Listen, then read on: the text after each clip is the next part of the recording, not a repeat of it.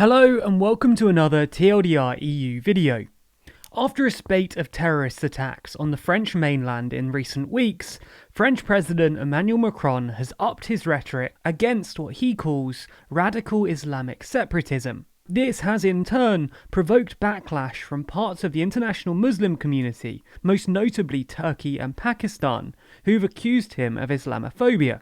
So in this video, we'll take a step back and see how we got to this point and what Macron has actually said.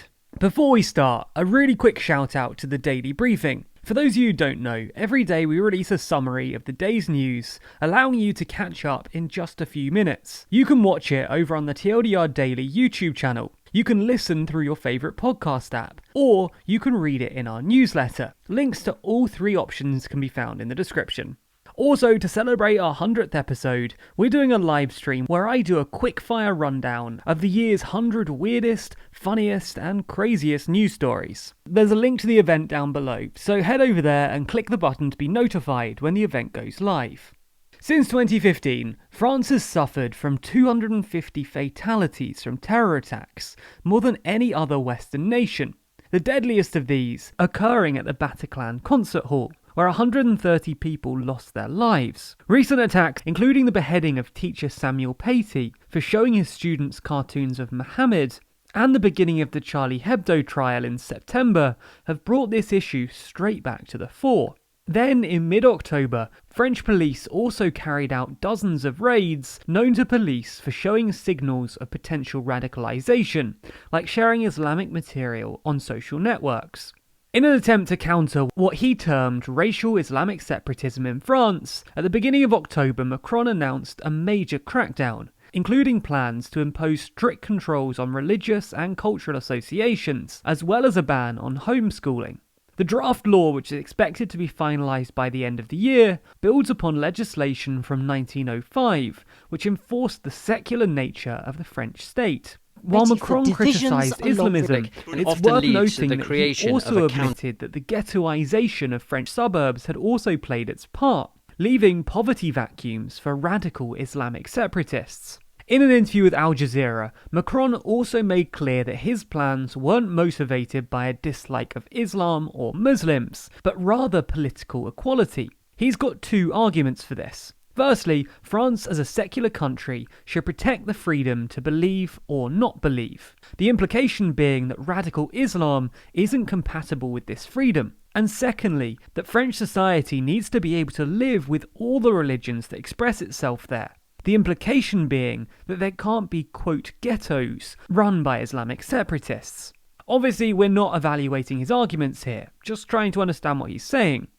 Macron was also keen to emphasise that he wasn't anti-Muslim though, saying that we want everyone to be citizens regardless of their religion. Everyone has the right to the same political and civil rights, and our country is a country that has no problem with any religion in the world. Nonetheless, Macron faced some criticism from Muslim politicians. President Erdogan, in a televised speech, made comparisons between the current levels of Islamophobia in Europe to the treatment of Jews before the Second World War, describing it as a wholesale attack on our book, our prophets, and everything we consider holy.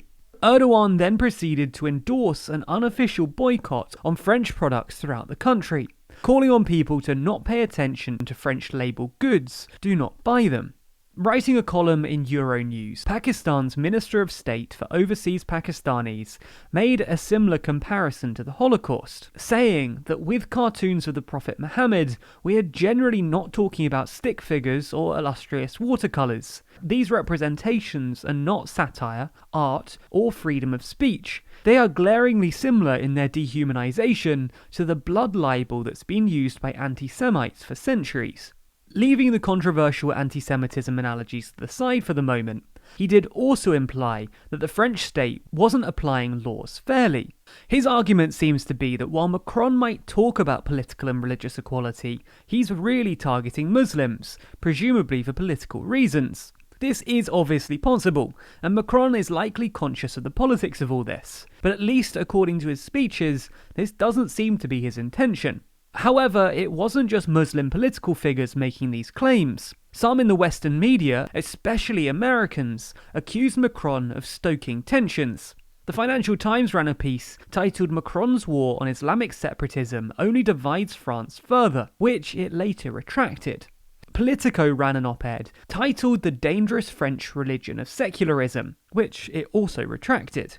The Washington Post published a piece that lasted a bit longer, entitled "Instead of Fighting Systemic Racism, France Wants to Reform Islam." And the New York Times accused Macron of alienating French Muslims and a counterproductive response.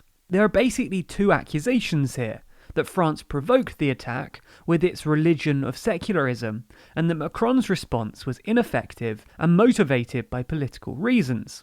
Macron responded furiously, and as we mentioned, the Financial Times and Politico both took down their pieces. And this is pretty big news in itself, because this basically never happens, especially at the FT. In an interview with the New York Times, Macron accused the Anglo-American media of legitimizing violence and saying that the heart of the problem is that France is racist and Islamophobic. So obviously this is all pretty controversial, and we've tried to be as neutral as we possibly can be, but it's worth saying two things. Firstly, there's a distinction between finding a cause and attributing blame. It should surely be fine to try and find causal explanations for why France suffered these attacks, and why it suffers more of them than the rest of Europe.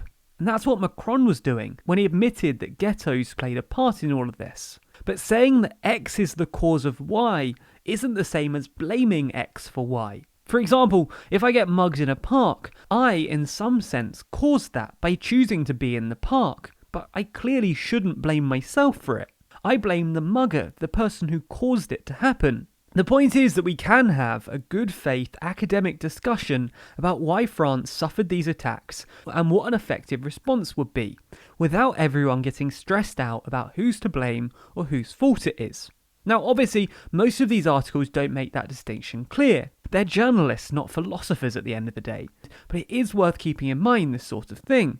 Secondly, on the whole, Macron is doing this for political reasons accusations. While it's probably true that it is a good move for him politically, that doesn't necessarily mean that it was his primary motivation. He could well be motivated by the reasons he gave in his speeches: political equality, social unity, and that kind of thing. And the political capital could be a fortuitous but unintended consequence of that. Again, we're not passing judgment on whether he's doing it for political reasons. We're just saying the fact that it's politically advantageous doesn't necessarily mean that it's his motivation.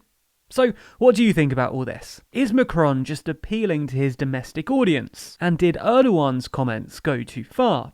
Let us know your thoughts in the comments below.